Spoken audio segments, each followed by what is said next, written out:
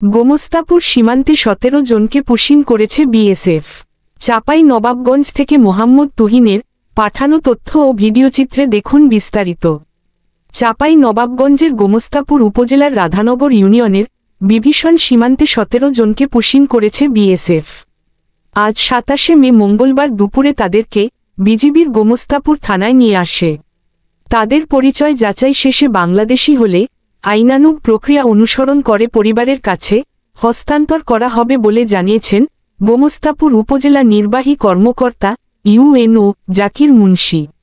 গোমস্তাপুর থানার ভারপ্রাপ্ত কর্মকর্তা ওসি রইস উদ্দিন জানান, পুশিং হওয়া ব্যক্তিরা জানিয়েছেন বাংলাদেশে তাদের বাড়ি কুড়িগ্রাম জেলার ফুলবাড়ী ও নাগেশ্বরী উপজেলায়। আমরা তাদের পরিচয় যাচাই শেষে পরবর্তী আইনি পদক্ষেপ নিব। বর্তমানে তাদেরকে রহনপুর জেলা পরিষদ ডাকবাংলোয় রাখা হয়েছে। বাংলার আলো টিভি চ্যানেলটিকে সাবস্ক্রাইব করে পাশে থাকা বেল আইকনে প্রেস করে আমাদের পাশেই থাকুন। ভিডিওটি দেখার জন্য সবাইকে ধন্যবাদ জানাই। আর যে কোনো বিজ্ঞাপনের জন্য যোগাযোগ করুন।